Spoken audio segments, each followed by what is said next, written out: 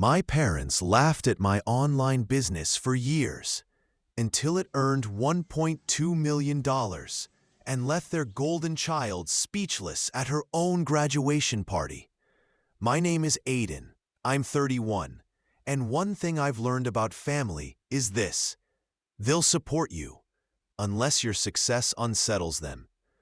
I never followed the usual path. While most of my relatives were off at university studying law, medicine, or something else that earned LinkedIn credentials and bragging rights, I stayed in my childhood bedroom building an e-commerce brand from scratch. At first, I sold custom phone cases, then shirts, and eventually the business expanded rapidly. While others were chasing internships and revising resumes, I was filing taxes for my LLC and managing 6 figures worth of merchandise. Yet to my mother, I was still between jobs. At family events, I was introduced as, "This is Aiden, he's figuring things out." The event that finally pushed me over the edge was my cousin Sophia's graduation party. She was 23, had just earned a degree in international relations from a prestigious school, and was considered the family's golden girl. She was the type who seemed to shine in every photo: class president, multilingual, volunteering everywhere, and always looking like she belonged in a magazine. We were never close, but never hostile either. Still, Sophia always carried herself as if applause should follow every sentence. Her parents, my aunt and uncle, encouraged it. Every achievement was met with parties, framed awards, and endless social media updates titled Sophia's Big Moment. When I received the invitation to her graduation celebration, I already knew what it would be: a catered backyard event with champagne, string lights, and an oversized rented tent. What I didn't expect was being handed a job. I arrived early and was greeted by my Aunt Kara waving a neon vest. Without even saying hello, she told me to help with parking because cars were backing up on the street. She handed me a vest and a walkie-talkie, treating me like a hired valet. I told her I wasn't there to work.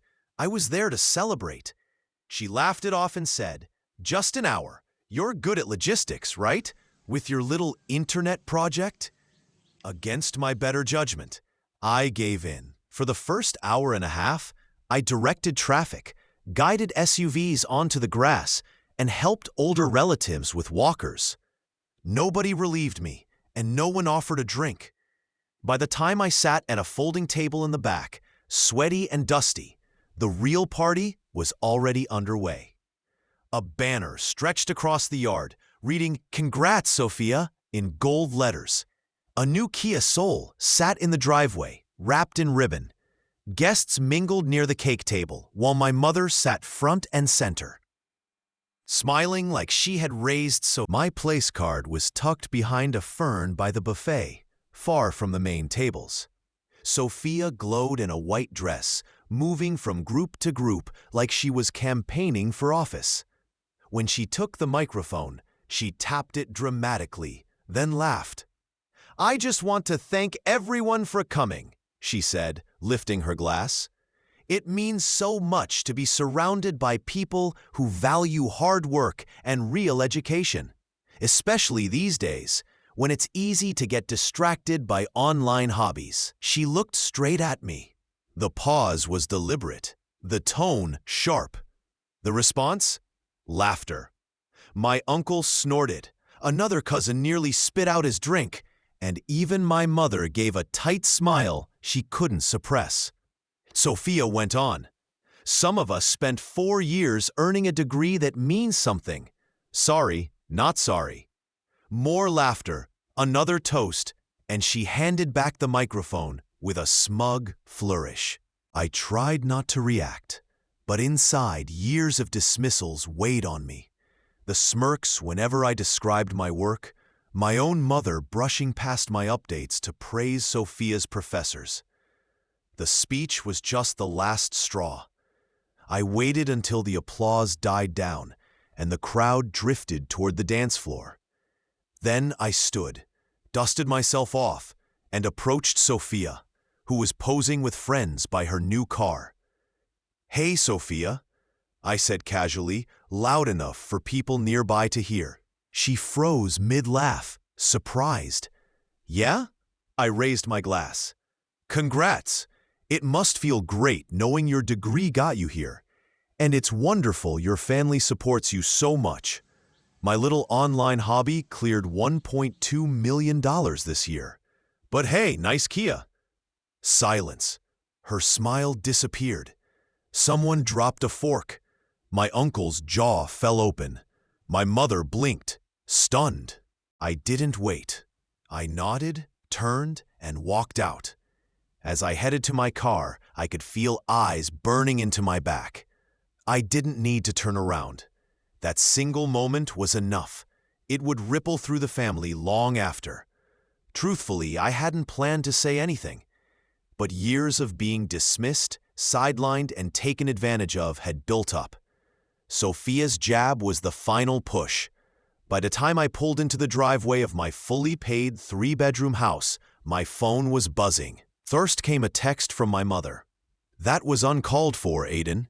You embarrassed the family." Then another. "We'll talk later. Don't make this a bigger deal."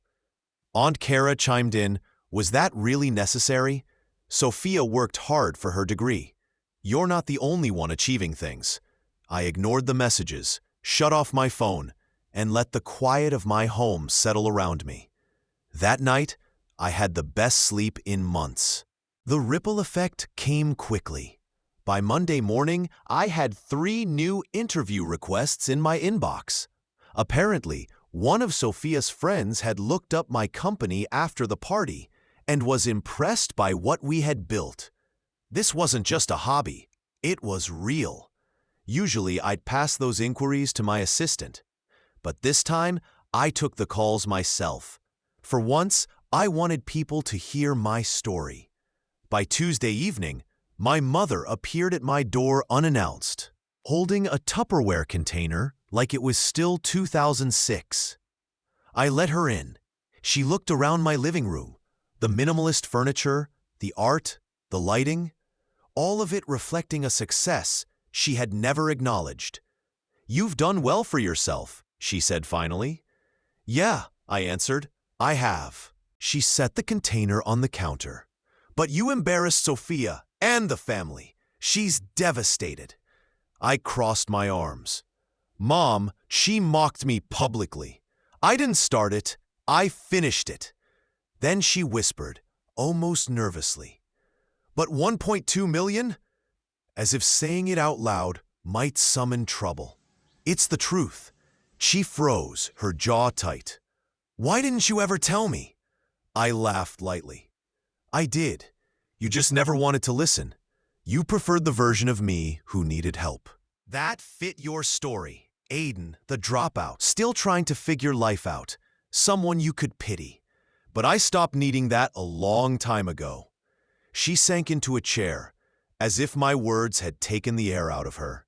"I wasn't trying to pity you," she said softly. "Then why was Sophia always the motivated one, while I was just the kid making stickers in his room?" I asked. She had no answer. Instead, she shifted the topic. "Sophia's been looking for work. Nothing's come through yet." I gave a thin smile. "So the degree didn't open every door after all?" That earned me a sharp look. "Don't be cruel." "I'm not. I'm just tired of pretending. I've never had a place in this family." She stood and brushed imaginary crumbs from her blouse. "She wants to apologize," she muttered. "Does she?" I asked. "She said she went too far." I stayed quiet. I didn't believe it. Not yet. That night, I finally checked my phone. Sophia had texted, "Hey, about the party. I shouldn't have said what I did. That was wrong. Can we talk?" I stared at it, not because I didn't know what to reply, but because the balance had shifted. For years, they thought I was the one barely scraping by. In reality, I had built something they never noticed until it was undeniable. The real shift came the following weekend. Aunt Kara left me a voicemail. "Aiden, we need to talk. We've run into a financial issue. Your uncle's hours got cut, and the lease on Sophia's car is tough to manage. I know things were tense, but we're still family, right?" That's when it clicked. They weren't just embarrassed, they wanted help. I replayed the message, not because I needed to hear it again, but because I couldn't believe how fast their tone had changed. Just days earlier, I was the family joke in a vest directing cars. Now, I was their safety net. I didn't return the call. I let the silence linger. I'd seen this pattern before. First the mockery, then quiet, then the sudden warmth whenever they needed a favor. And this was no small favor. Later, I checked Sophia's Instagram. She had posted a set of graduation photos, the banner, the speeches, the keys to her new car. The caption read, "To new beginnings and real work that makes a difference." That phrase again, real work. Her comments were full of admiration. One even said, "Can't wait to work with you at the embassy." I smirked, knowing she had no job offers yet. My mother had accidentally mentioned it while half defending her. The cousin who mocked online work was now 3 months into unemployment. Still, I didn't plan to retaliate. Not then. But then came the second call, this time from my uncle. "Aiden, hey, just wanted to clear the air. We love you. Always have. About the party, it was just a little teasing. Sophia's got a great sense of humor. Takes after me, right?" He chuckled nervously. "Anyway, Kara mentioned the lease. We're a little tight right now. Maybe you could cover the first few payments until Sophia gets settled. You did say business was going great, right?" I sat in stunned silence, holding the phone like it might explode. The entitlement was unbelievable. No mention of the years I had quietly helped with birthdays, holidays, and emergencies. No recognition that Sophia's comments were cruel. Not jokes. Just another request, as if nothing had changed. That's when I opened an old spreadsheet. I'd tracked every dollar I'd given this family. $300 for Jason's textbooks, never repaid. $2,000 for Kara and her husband when their roof leaked. Countless smaller favors. The total? $42,860. Not including interest. Not including the emotional weight of being treated like a walking wallet while dismissed as insignificant. I stared at the number, then drafted a message to Sophia. "Hey, I saw your text. I appreciate the apology, but I think it's time to be clear. You worked hard, yes, but that doesn't excuse mocking others' success. Beyond that, I've spent years investing in this family, financially and emotionally. And in return, I've been dismissed. That ends now." It wasn't bitter, it was just firm. I sent a version of it to my aunt, uncle, and my mother. My mother called instantly. "Aiden, we need to talk. You can't just—" "Yes," I cut in calmly. "I can, and I just did." There was silence on her end. For once, she had no script. "Did you really make over $1 million last year?" she asked finally. "Yes." "How? You never asked." A long pause. "What do you want us to do?" That was the point. I didn't want them to do anything. I just wanted them to stop expecting me to carry everything. I ended the call, not in anger, but because I no longer owed anyone an explanation. For the first time, the mask was off. Sophia didn't reply to my message for 2 days. Maybe she was embarrassed. Maybe she was drafting a response. I didn't care. I'd said my piece. The weight of guilt and obligation I had carried for years was finally gone. On the third day, I received a calendar invite. Coffee, Saturday at 10 a.m., Cafe Alder. I considered declining, but curiosity won. Saturday was gray and rainy. Fitting, I thought. I arrived early, ordered a plain black coffee, and waited. She came 5 minutes late in a cream blazer, polished as always. "Aiden," she greeted, with a small smile. "Didn't think you'd come," I said. "Neither did I, but here we are." We sat quietly at first. She stirred her cappuccino like it was an art piece. "I read your message," she said finally. "Twice. And you're right. I was awful, not just at the party, but for years. I mocked your work because I didn't understand it. And honestly, I was jealous. That surprised me. Jealous? Yes, you found your thing and made it work. Meanwhile, I have a degree, no job, and a car my parents can't afford. My joke wasn't really about you. It was me trying to cover my own insecurity." I let her words sink in. I didn't rush to forgive. "I appreciate you saying that," I answered slowly, "but it doesn't erase years of being treated as less, even by my own mother." "I know," she whispered. "That's on me, on all of us." "Then why did you really ask me here?" "Not for money," she said quickly. "I swear, I just wanted to own it, publicly." Then she pulled out her phone, opened Instagram, and hit record on a story. "Hi everyone. This is hard to say, but at my graduation party, I made a harsh comment about online businesses. It was unfair and untrue. My cousin Aiden built his company from the ground up without shortcuts, and I mocked him for it. That was wrong. Real success doesn't come with a diploma. It comes from work. And Aiden, if you see this, thank you for calling me out. I needed it." She posted it immediately, then put her phone away. "I deserve to feel embarrassed," she said. "You were for years. It's only fair." For the first time, I saw her not as the golden girl, but as someone trying to step out of the image her family built for her. "You're lucky I'm not petty," I said with a faint smile. "Don't push it," she smirked. We talked for an hour, not about money or family, but about travel, books, and life. Things we'd never shared before.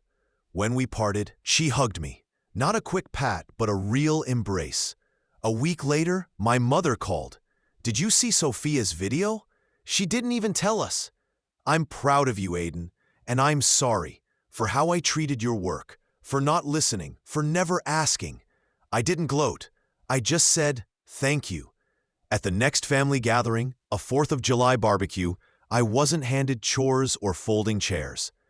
Instead, Sophia brought me a plate and said, "You're sitting with me." And I did. There was no speech, no banner, just conversation and laughter. When someone asked what I did for work, Sophia answered first. "He runs a multi-million-dollar online brand. It's incredible. You should see his setup." For once, the silence was respectful. No mocking, just genuine interest. The Kia was returned. Sophia started working for a nonprofit she cared about.